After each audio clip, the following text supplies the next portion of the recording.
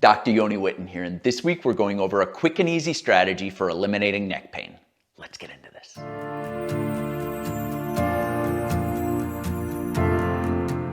When a person comes in specifically complaining about neck pain, one of the first things that I look at is how does that person move their neck?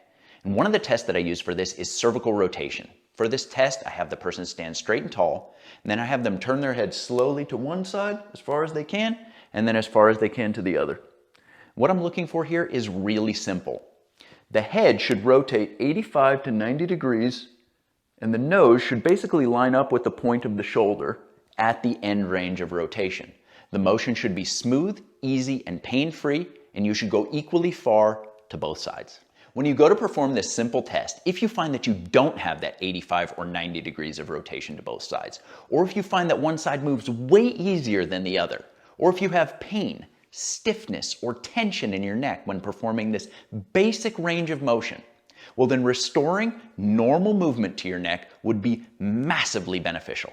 The goal here is to increase your ability to move into neck rotation. And the fastest way to accomplish this is by making sure that you line up the little facet joints in the neck that actually guide the motion. See, those joints run at an angle like this when looking at the spine from the side. And when they slide, they do this, meaning they rotate and they side bend simultaneously. What most people don't realize is that when they rotate their neck, they are inadvertently jamming those joints by keeping the chin elevated as they come across. And you can try this yourself. Stand straight and tall and turn your head as far as you can while keeping the chin up. And feel what that feels like from a pressure standpoint on the side of your neck that you're turning to. Because if you do it with your chin up, you're going to feel a lot of pressure here. And then I want you to try it like this. Imagine that you're trying to touch your chin to your shoulder as you rotate. So you're going to drop the head down, and I want you to feel, A, can you go much farther in that direction? Because the answer will almost certainly be yes. And B, how much pressure do you feel in comparison to keeping your head up? Because I can tell you for me, I feel zero pressure when my chin is down. And the reason for that is because those facet joints are in alignment with one another when that chin is coming down and across. The technique that we'll use to restore range of motion to the neck is called chin to shoulder. To do it, you'll stand straight and tall. You're going to imagine a dot on the tip of your chin and another on top of each shoulder. And then slowly, starting to one side, you're going to connect those two dots. Dot here, dot here. Slowly bring them together and return to center. And then the same on the other side. Connect the dots.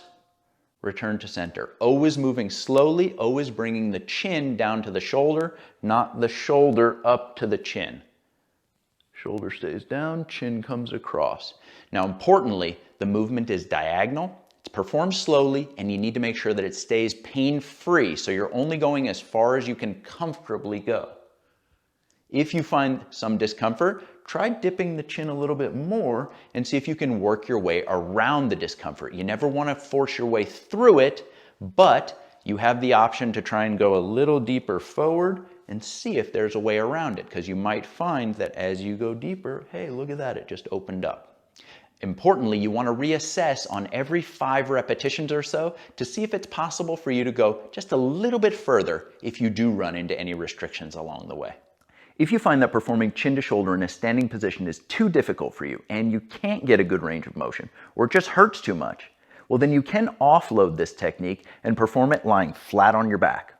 To do this, you'll position a pillow high up on your head so that your forehead is positioned above your chin and your head is at a downward angle like that.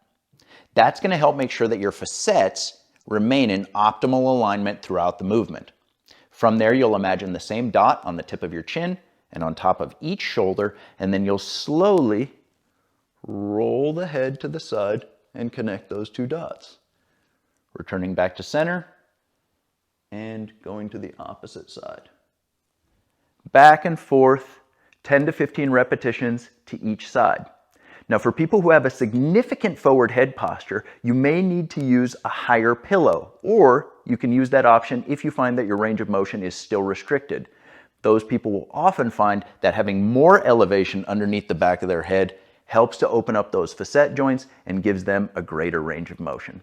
Either way, start out with what gives you the most range of motion possible for those 15 reps to each side, and then slowly over time, as you restore that motion, you can work to decrease the amount of pillow height that you're using and ease your head back into normal postural alignment. Thank you for watching. I really hope that you enjoyed this video and that you'll put the information to good use. If you want more tools, tips, and strategies for how to eliminate pain and restore functionality, go to painfixprotocol.com. I'm going to include links for it in the description down below.